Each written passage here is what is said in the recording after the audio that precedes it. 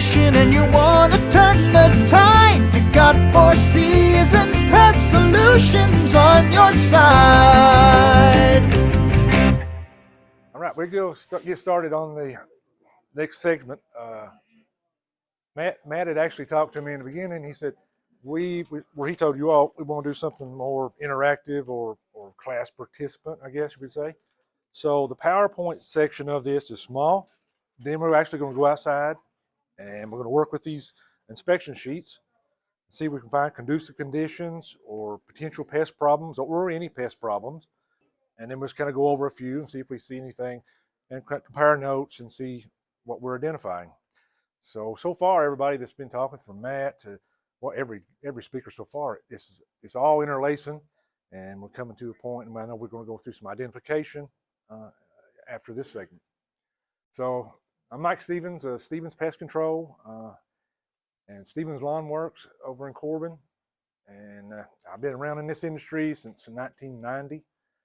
So a lot of things have changed over the years, from the days you just knocked on the client's door and you start spraying to now we just walk in at times with just maybe a clipboard and a binder and start asking questions and doing inspections with the flashlight. And that's how much the industry has changed over all these years. General pest inspections is kind of our subject matter. The most important part of a successful pest management protocol is your inspection.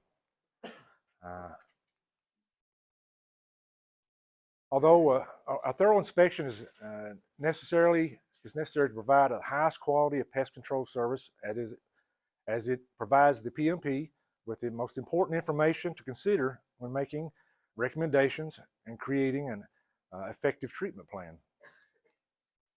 The 5 steps of a good inspection: inspection and proper identification. Testing. All right. Come on. Anybody else? They say speak now or forever hold your peace. Testing. Come this way. Sorry. That's fine. Yeah. All right. Good luck, guys. All right. Inspection and proper identification. That's your initial first step. Findings and recommendations, and where you're taking notes and actually writing this stuff down before you present it to a client. Good, proper client communication. That is all the difference between a company and really a solid or better company, I might say. After client communication, you move into implementation, and of course documentation and follow-up to make sure that your plan, or maybe your first recommendations, or something has changed so you can come back and do a follow-up inspection and do a survey or find out if there's anything additional that needs to be done. Some helpful tools to have during inspection, as we all know, a very powerful flashlight. If you can't see it, it's hard to figure out what it is. Vials for collecting specimens. It's always a good tool to have. Magnifying glasses, whether it be the hand lens or magnifier. They've got every kind of equipment now that you can purchase, to amplify things to where you can really see, microscopes and whatever. Paper for graphing, graph a home or a commercial structure. Identifying where problems are or conducive conditions, being moisture or branches touching a structure or whatever. Draw a basic diagram of a structure and list the pest that's present and the conditions or conducive conditions to pest presence. A spatula is always a good thing, or a screwdriver for scraping or probing in little areas of cracks. And we've all been doing this for years. We know access, and they did mention this earlier. Having access to areas is really a good key. You don't always have access. Customer calls today and they say, hey, the first company gets here, we're after that.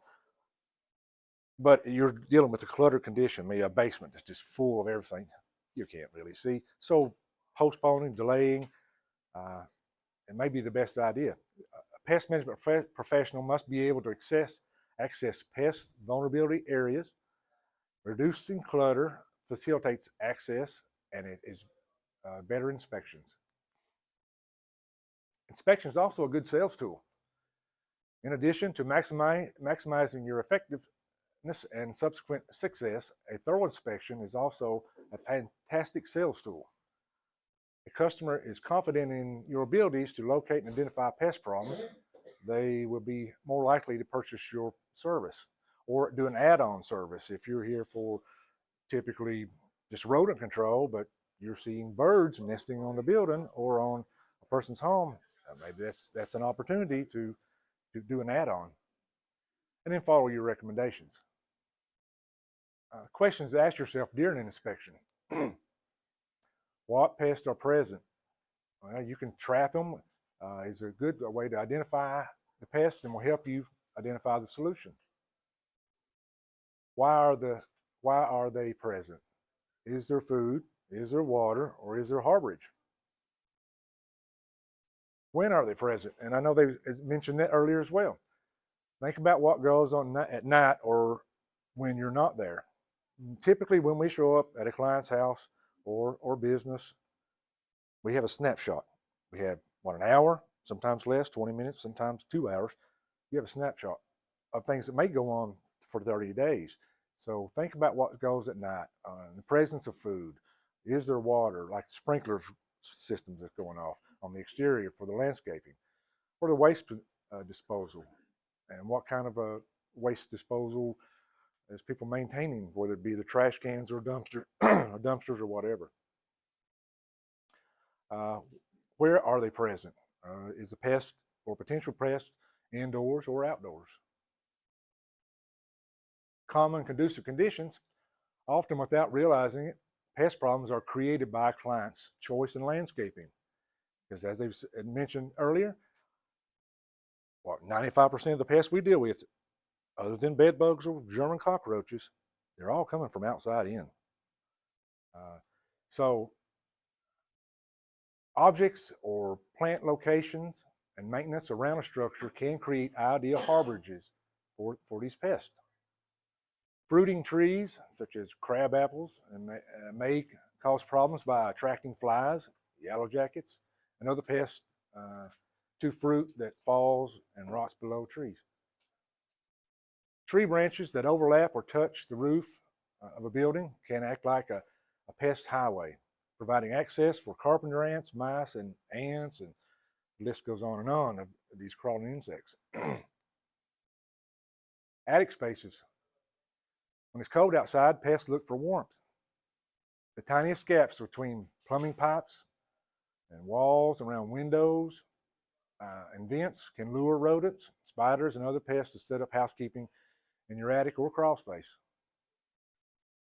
Pet bowls, and I know I've dealt with this a lot over the years. People keep their pet food out, just full feed all the time. They don't have like a scheduled time. Okay, we feed the animal, we take it away. Feed, take it away. It stays there full feed. Appreciate the water and the food in the bowls. Insects, especially ants, are attracted to water, leftover dog food, or cat food, and any other dirty, empty bowl that's just left laying.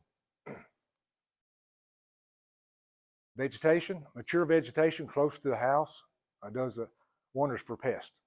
They use it for shelter, food, and even as a bridge to get inside your home. Old leaves and stacked firewoods can draw carpenter ants, termites, and other bugs. Trash bins.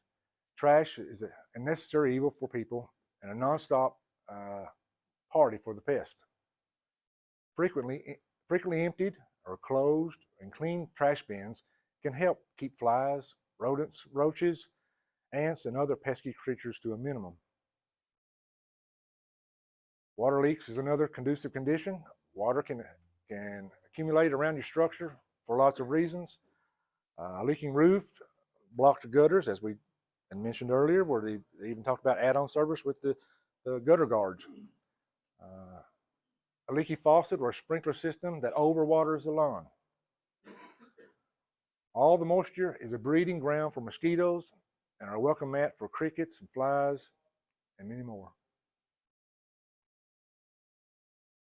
Some recommendations for eliminating these conducive conditions is sealing doors, windows, or other potential pest entry points, like this weather sealant around the door, new door sweeps, thresholds, caulking around windows.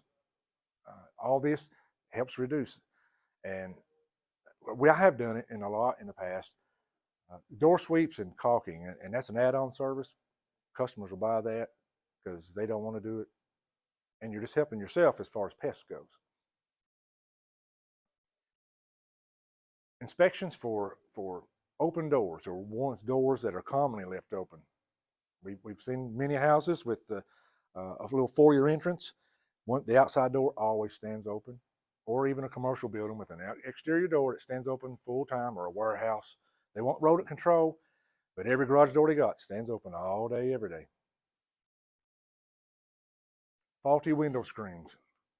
They wonder why they have flies, but the screens are stay unrepaired. Crevices and cracks in doors and windows. Always another way it can be sealed, or maybe a structural modification to rectify that. Continued on with the elimination of conducive conditions, trim back branches and avoid planting trees too close to buildings. Root systems that for trees that are too close tend to move their way to foundations. Roots can die off, new roots sprout. Now that's a condition set up just for termite activity, right against the foundation. The next thing you know, they're in the structure. Repair leaky faucets, pipes, and shut off main valves. Continue spraying water, more moisture around the structure. And as we all know, for termite control particularly, if it's a dry area, there probably isn't termites in this area. As long as the ground stays dry. Too much water, that's where you find your termites. Seal gaps around pipes. We see it routinely as well. You've got a 5-inch hole and a 2-inch pipe. And rats and mice, you got grease smudge marks all around that, and they're wondering, like, why do we keep having mice? That's an easy fix. Stuff it, the copper mesh wool, some kind of the foam, whatever it takes to seal those openings, just to help eliminate those conducive conditions.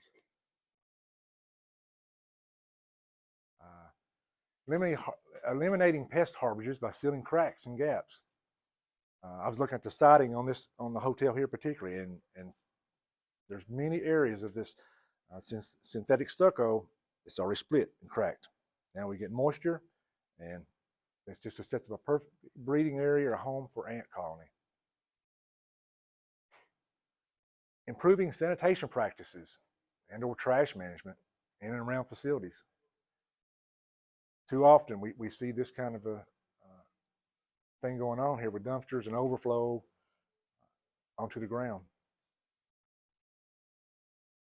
If possible, try to relocate those dumpsters away from entries. Take them as far back as you can. These are all good recommendations to present. Here's something I hadn't really thought on this a whole lot. Some I had, but not a whole lot. Selection and maintenance of landscape plants that discourage pest problems. Lavender, basil. Well, we all love the smell of basil. Mosquitoes and moths and flies are not really fans of it.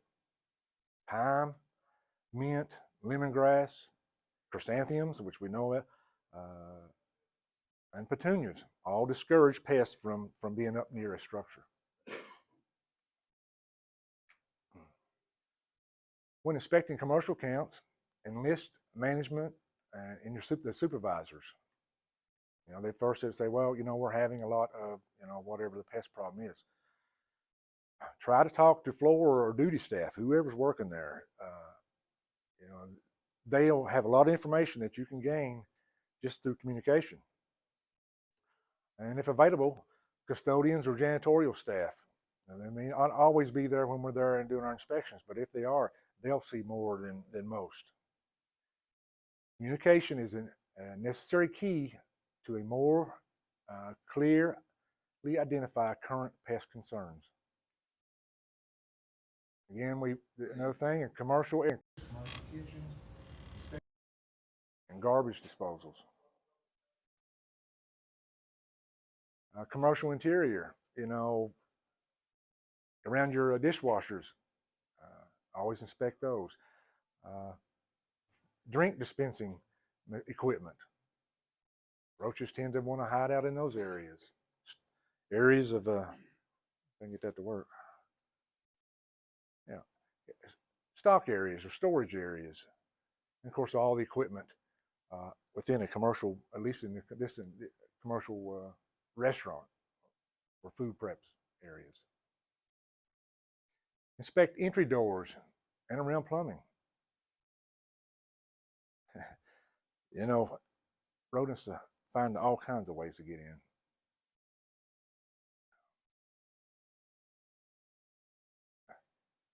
After your inspection is complete, you've got your documentation. Discuss this with your client. Documentation and review all your findings, and enlist their help as to concerns that are. After you're done with your documentation and your communication, and you start your implementation phase, advise your client of structural changes or repairs needed. Let them know if this can be completed with your service plan. Maybe you will caulk those windows for another $50, $100, or whatever you feel that you need to charge, depending on what you have to do. Advise of non-pesticide control options, such as heat or cold or vacuuming. Sometimes it's just a matter of cleaning up litter, asking them to clean up the trash, ask them to clean the leaf litter or debris that's blown up against the building, that's constantly creating sources for crickets and beetles and everything that's right up under the door with all that leaf litter. Advise if you're using baits or traps where pest populations are present. These are part of this discussion that you want to have. And advise your client if you're going to use pesticides to eliminate infestation. Once your service is completed, your follow-up service. Follow-ups can be used on a weekly or monthly basis and can be survey only or treatment within the label guidelines. They should focus on the progress made or not made based on your previous recommendations and any alterations needed. Maybe they need to replace the screens on the structure. Maybe they need to install door sweeps. Your follow-up service also is based on the current pest pressure during certain seasons. We know in early spring, you're going to be seeing more pests, spiders coming out or crickets in the fall. So that's the reason for your follow-up services. The sample pest inspection report we did, and you can get all these various ones if you don't already implement something like this. There's thousands. Just Google them or Bing or whatever. You can research them. You can modify them, customize, have your company name, logo, all this on there. It's just really a good tool to use when you're talking with clients or meeting with new potential clients or working with your existing ones. Now this report we got here, because we're actually almost done with the slides, because we're going to spend about 20 minutes outside looking around, coming up with this stuff, and then we're going to do the review. Areas of concern. Let's get that to work again. First section there, and this was done. We just took a few minutes and we had this knocked out. Areas of concern. So in this example here, this front canopy out front. If you walk around, there is bird droppings all over where the customers pull in. Ledge for roosting, nesting, perching, causing fecal deposits. That is the conducive condition or sanitation issue. And what's the recommendations? Bird wire along the edges, or use bird netting. That's an option for that you can present to your client. And that's basically this summer, I told you it's really going to be a real short PowerPoint because we're going to spend most of our time doing the practical side of it, and then we'll talk about, because I've got a list of multiple things, and then we'll do a comparison to see what additional things do you all find that I didn't, and I've just done a quick. So for now, that's as far as the PowerPoint goes. That's it on that. I told you it's really going to be real short. So we'll see what time it is.